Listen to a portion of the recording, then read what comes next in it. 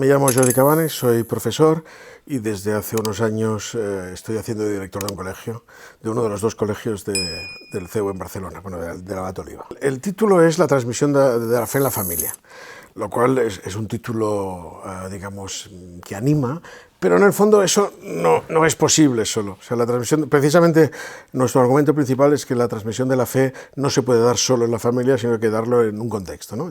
Los biólogos más avispados detallan un crecimiento inusual en el número de avestruces. Sus rutas migratorias parecen haber evolucionado, lejos de los tigres y baobabs de la sabana africana. Hoy se avistan avestruces en el bar de la esquina, en el Congreso de los Diputados o incluso haciendo cola en misa. Eso sí, todos comparten una misma característica. Ante el conflicto, esconden la cabeza bajo tierra. Quizás antes lo de la transmisión de la fe, culturalmente, bueno, iba un poco solo, familia, parroquia, colegios, todo iba un tour, pero, oye, ya no estamos en la cristiandad. Los científicos llaman a este fenómeno el efecto avestruz. ¿Tiene solución? Nuestra propuesta: sacar la cabeza del suelo, llamar a los expertos y responder de cara a los debates que se nos plantean como sociedad, sean sobre la vida y la muerte, el sexo de los ángeles o la mejor manera de cocinar un chuletón. ¿Te sumas? Hay dos momentos. Un momento que es mientras son pequeños, o sea, hasta que llegan a la adolescencia, preadolescencia, en que hay que transmitir, es la ventana de oportunidad, es cuando hay que transmitir todo lo que puedas, ¿vale? Tanto catequesis, doctrina, a enseñarles a decir gracias, toda la educación hay que meterla hasta los 12, 13 años.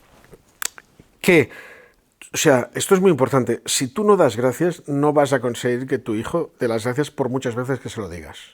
O sea, tú no le transmitirás la fe a tu hijo si no te la crees. Tal cual, ¿eh? Todo lo demás, no, los valores cristianos, no. Y después, a partir de los 12, 13 años, cuando empieza la adolescencia y problematizan, lo que hay que hacer es dar un paso atrás y dejar que se la peguen. Esto es una cosa que, bueno, podríamos desarrollar más, pero no sé si da mucho tiempo, pero el gran riesgo de los adolescentes es la pretensión de los padres y sobre todo de las madres.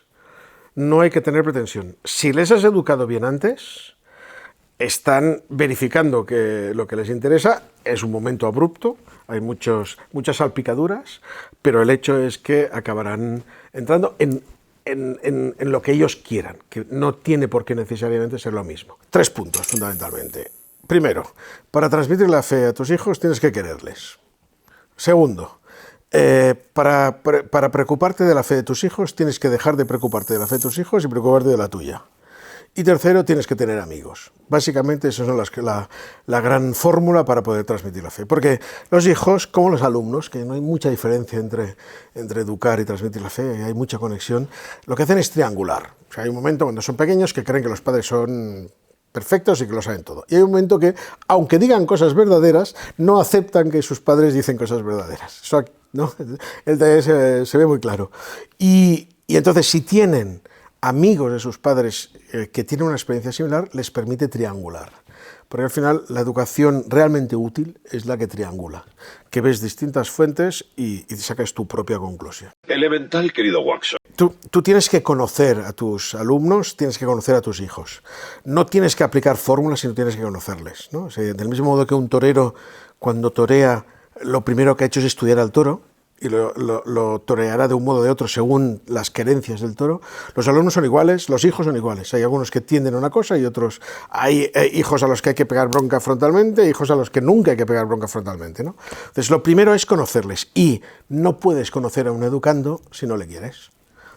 Y vale para los hijos y vale para los alumnos. Es verdad que el tipo de amor es distinto, la intensidad, pero si no sientes un afecto por tus alumnos, no puedes educarle. Si no tienes afecto por tus hijos, no puedes educarles. Después, el segundo punto es los hijos aprenden un poquito, muy poco de lo que dices, algo más de lo que haces, pero sobre todo de lo que aprenden es de aquello a lo que das la vida.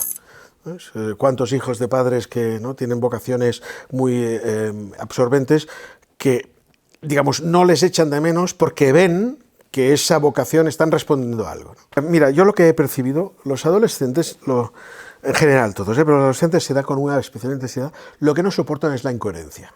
Entonces, si tú predicas una cosa y haces otra cosa, te acaban pasando factura. Ahora, cuidado, Porque si predicas una cosa y, digamos, no eres capaz de estar a la altura de ese ideal, pero lo reconoces y sigues luchando, entonces no te pasa ninguna factura, al revés.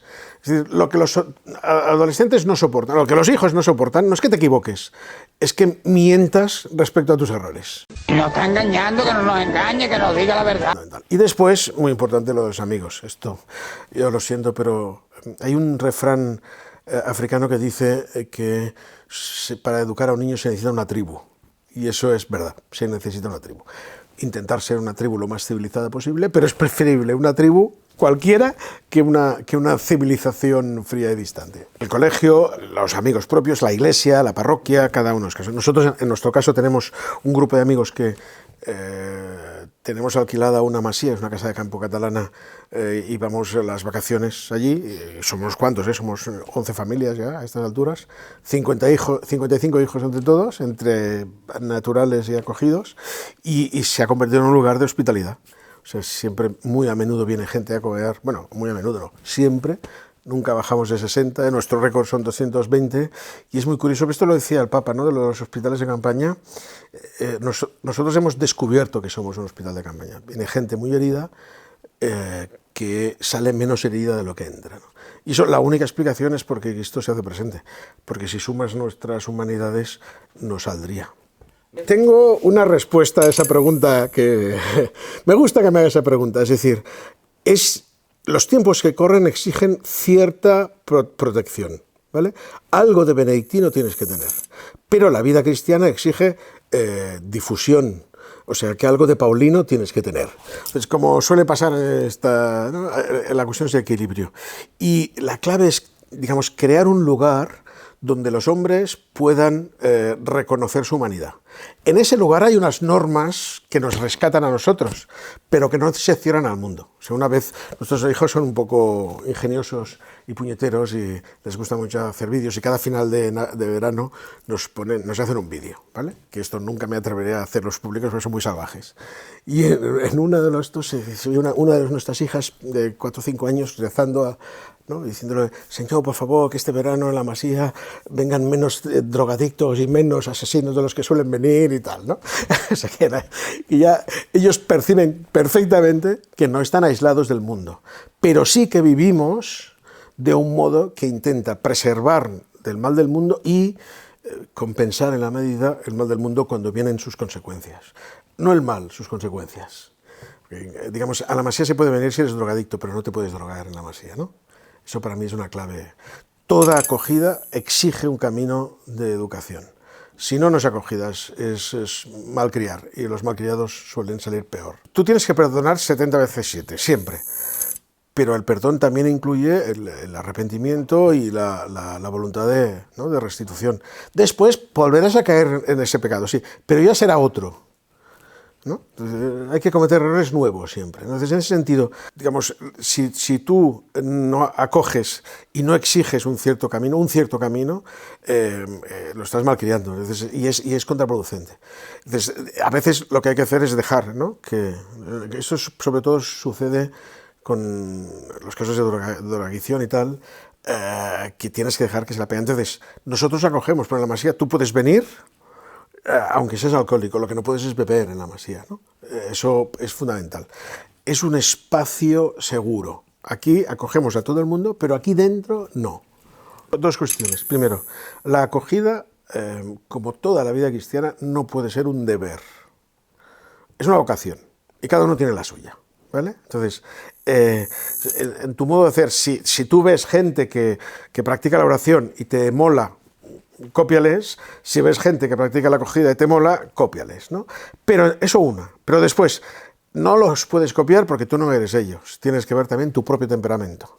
Entonces, por ejemplo, ¿no?, en mi caso conozco gente que es capaz de acoger con mucha facilidad adolescentes, que son un producto difícil, pero en cambio no podrían con niños enfermos. En cambio, conozco gente que no tiene no solo ninguna dificultad con la enfermedad, sino que son ángeles, verdaderos ángeles, pero no le pongas un adolescente porque explota. Entonces, digamos que uno tiene que conocerse bien, porque eso también lo explico en el vídeo, pero las cosas buenas hay que repetirlas.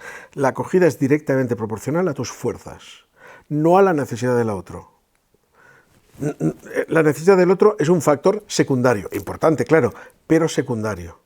Digamos, el mundo no se puede resolver, no tiene solución. Lo que sí que tiene es la posibilidad de que nosotros respondamos intentando construir la Iglesia a nuestro alrededor. Una lupa es transparente, la lupa no hace nada, pero su transparencia permite que los rayos del sol converjan de tal modo que se vea mejor a través de la lupa o que puedas generar fuego. Es lo mismo, o sea, el mérito humano es la transparencia.